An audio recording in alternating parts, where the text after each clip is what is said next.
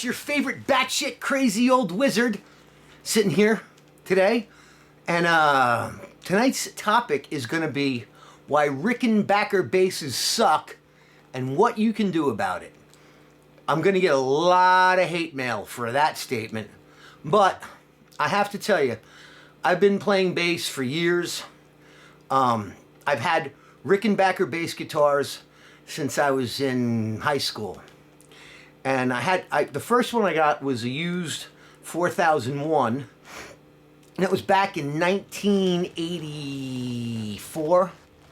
And it was a nice bass. It played well. When I bought it, the guy at the music store set it up. It was at Maggio's Music in Brooklyn, New York. I don't know if it's still there, but you can go look. It might be. I was there a few years ago, and it still was.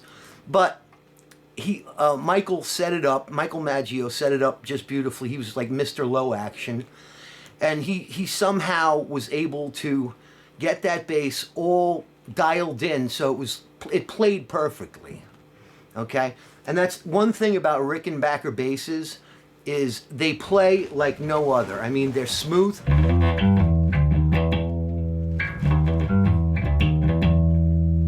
You know, they have great action, usually, if they're set up correctly.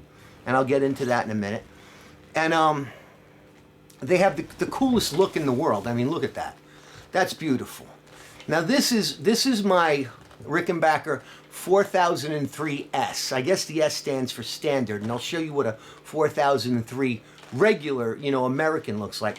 The 4003 S's are like the Rickenbackers back in the 60s that were exported to Europe, to like England. They were less expensive because, as you can see on this one, it's got the rounded edges. There's no binding. There's no shark fin inlays. It's just dot inlays. But for all intents and purposes, they're pretty much exactly the same as their higher-end 4000 whatevers without the S. This is the same type of bass that Paul McCartney played, that Chris Squire played, that Lemmy played. Lemmy, God, I love you more than anything. God rest your soul. These basses have not changed in years since they started being made, with a couple of few small exceptions. Rickenbacker still makes them exactly the same way they did back in the 60s.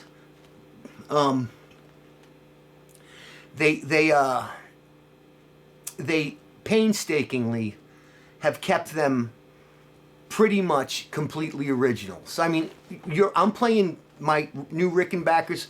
This one I think is from 2000. I could actually look here on the jack plate because it'll tell me if I take my glasses off. Because I'm old. This is an 0977. So this one was made in, okay, and there's a 16. This one was made in 2016. And I got this one on eBay. I got it for a steal. I think I paid like $1,250 for this, okay? Brand new, brand spanking new. It came in its case. It still had cellophane on it. And I bought it just because I thought the 4003, because of the binding and square edges, was a little bit uncomfortable. And this bass is much more contoured, and I like it. It's black, so me, I'm always wearing black, except for my blue leather motorcycle jacket, which I'm wearing these days. But anyway, I digress. These basses are made, like I said, exactly the same as they were, except for the fact of this. You hear that? This is the new Rickenbacker sound, right? And this is the old Rickenbacker sound, and all you do is you pull the tone pot on one pickup.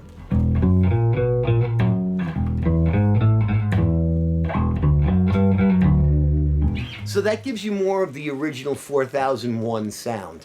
And all it is just a on-off pull pot that activates a capacitor. It's not a really big deal. Now, here's why Rickenbacker basses suck. Okay, there's a few reasons. Okay, first of all, the bridge. Now, this is the original bridge on this bass. you can see this is the original Rick bridge, okay? And for some odd reason, let me shut my volumes off. For some odd reason, it has these little screws here, and I believe that is just to activate the damper, the string damper. I've never had a use for a string damper because if I need to damp the strings, what I do is I just put the side of my hand on the strings, you know, and that dampens them instead of, it goes, you know, so it's not a big deal. Also, this is so uncomfortable. You have to look at where your saddles are. Now, the strings would go this way. So on top, the string is now going between this stupid thing. I've never figured out the design of this. I guess in the 60s it was quite popular. There's also, I don't know, these little things. I think they go under here. I hope I haven't lost the other one. Because these are all my original Rickenbacker parts, and I keep them in a bag in case when I die, my son wants to sell these. He can just take them and, you know, put all the original parts in a bag and say, hey, it comes with a replacement bridge, which I'll get to in a second. And basically, you know, he can say, oh, it's all original. So the first thing you want to do when you get a Rickenbacker bass is get rid of the bridge. And the answer to that is this. It's the hip shot. If you can see that, it's the hip shot bridge. You can see in front of the saddles, there's none of that crazy, this stuff, you know, none of that. And there's no screws. So right off the bat, you know, you have just string in front of your saddles, which I love because I like to palm mute. You know, I like to get down and, you know, buy this pickup and pick over here sometimes, you know, or sometimes I like to just sit right back here, right by the saddles, just to get a really ting, ting, ting sound.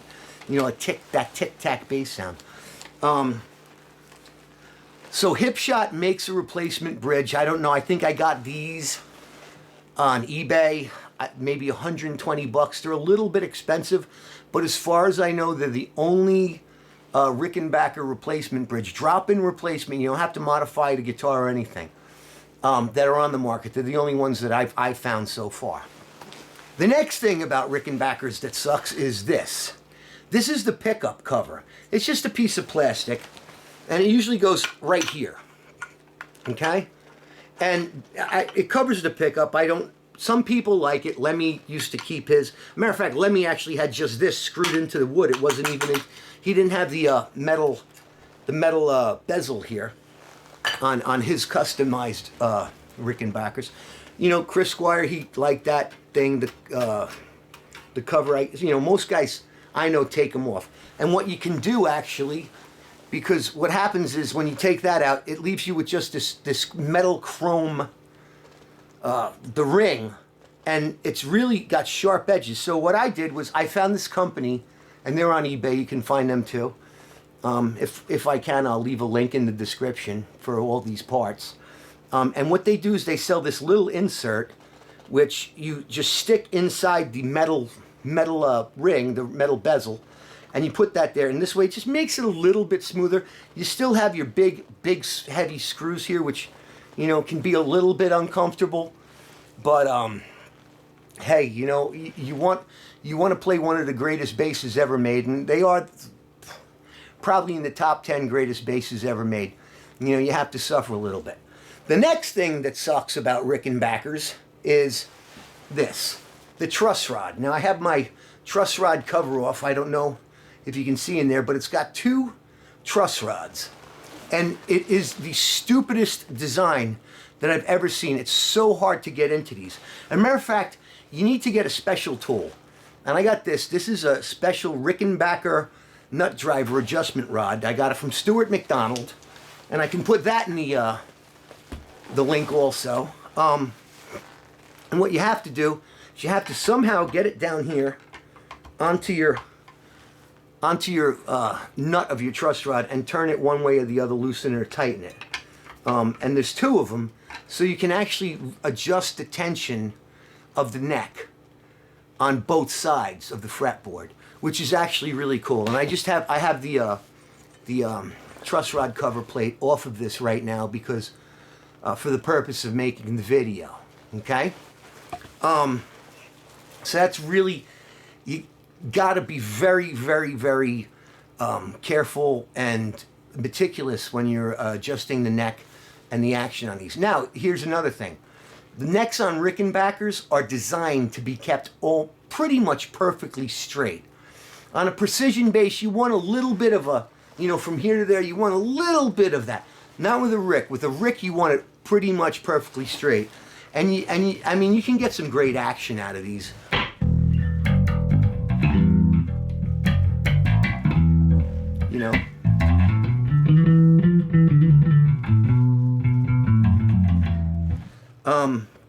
And this action right now is set maybe a little bit high, but that's just because the bands I play in, we tune down to basically a half step. So we're playing like F sharp on the, instead of an A. But actually, when I tune this up to pitch, it stopped buzzing. And it's actually playing pretty good right now. I'll see in the morning, now that I've got it in the house. It's cold outside here in New York at this point. So taking it in and out of the car, and the rehearsal room's freezing. These things are very susceptible to weather changes, okay? The next thing on Rickenbacker basses that suck are the pickups. These pickups are pretty much the same as they were in 1960, whatever, when these things came out. And I love to bring them up, actually. God rest him. Lemmy used to actually take the pickups out of his Ricks and replace them with Gibson Thunderbird pickups. And I actually have a Les Paul bass. Actually, I have a Thunderbird too. But I have a Les Paul bass in the closet there that has the Thunderbird pickups. And I wish I'd have brought it out, but that one needs to be tweaked. It has a fret that popped and everything like that. So I won't do a demonstration right now. But the pickups on these, they're very dull.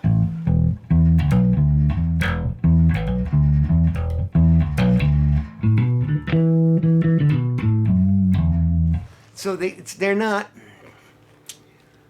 as hot, I guess, or as full-bodied, or they don't have the tonal range of, a precision or jazz, especially if you're throwing in EMG pickups. With my original Rick, I actually I took the chrome off here, and I put a flat piece of, just cut a piece of Formica and just drilled it the same way and stuck the pickup in that way, because this was just too much.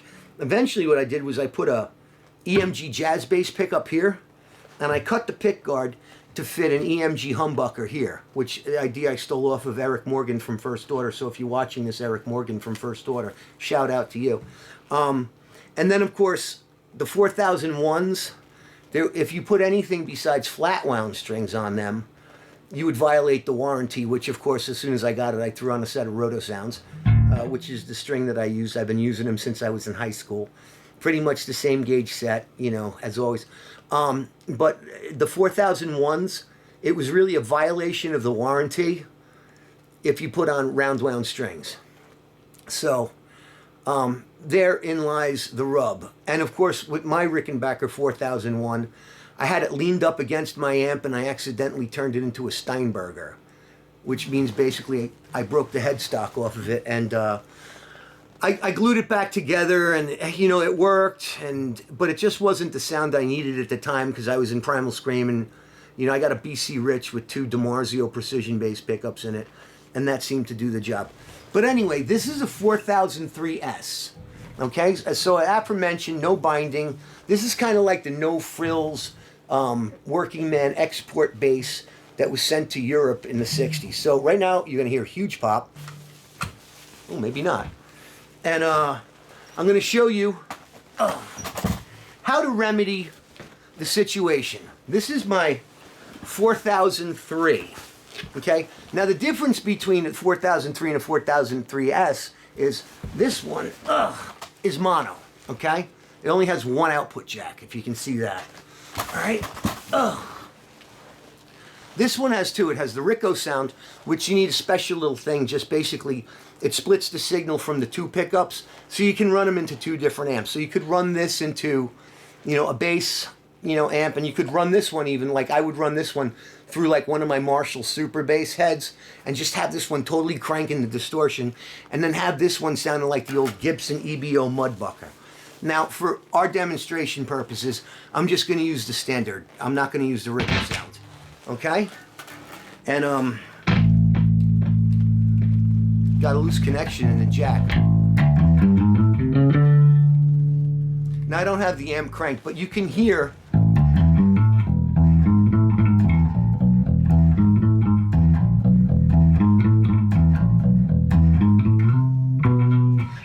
how much more responsive this bass is than the other one, and that's for one reason. I've changed out the pickups, and I got drop-in replacements from Seymour Duncan. These are great pickups. Everyone, my sound man loves this bass with these pickups in it because they're not too hot and they're not too freaking, you know, farty sounding, because the Rickenbackers standard pickups have that nice Ricco fart sound, or that Rickenclacker sound. These pickups were a little bit expensive. I think they're about $200 for the set. The place I got sent new guts, which I didn't put in, just because.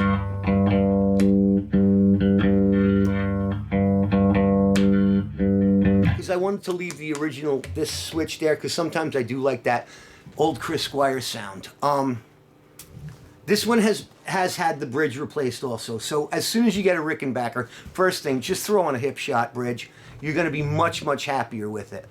I put these pickups in because I wouldn't use a Rickenbacker, but in the 80s cover band that I'm in, I try to emulate Lemmy, and as soon as I put the Rickenbacker bass on, everybody knows who I'm paying tribute to. I mean, I'm not trying to be Lemmy. I wear the cowboy hat with the cross rifles. He had cavalry or whatever it was, cannons. You know, I was in the infantry, so I wear cross rifles and a blue cord. And, you know, he didn't have his shit exactly like that, but whatever. The other thing that's about this bass is this does have the triangular inlays. It's got binding on the neck and body, but the edges are much more square, so it kind of gets a little uncomfortable here. And my heinous sweat is already starting to wear into the finish here, so I'm going to, I don't know, I don't think I'm going to cover this one in tape. I don't use this one all that much. I use my Music Man as my go-to bass right now. But this one really is, this is my, when I play with my one band, it's called Flux Capacitor. This is the one I use most of the time if I'm trying to purvey that image as just being the old crazy ass, you know, nutty rocker like Lemmy, you know. But what I have to say now about Rickenbackers is they have the greatest tuners. These are Rickenbacker tuners, right? But I believe these are made by Schaller, and they actually are made by Schaller in Germany. And these are the same tuners that are on the old Precision basses. They're the same ones that are on my Music Man. Mine's a little bit older. But this bass, I took it out of the car tonight. I've been sitting in the car for a couple of days, which I shouldn't have done because it's absolutely frigid out. And this thing was still in tune when I took it out of the car. These basses are amazing. I love them. They're beautiful. I cherish them. If anybody wants to put hate mail in my inbox, go for it. You know, all you Rick lovers. But I have to say, they're beautiful bass guitars. And with a little bit of modification, you can actually turn these into really nice playing instruments. So anyway, Internet, I'm running this video a little bit long.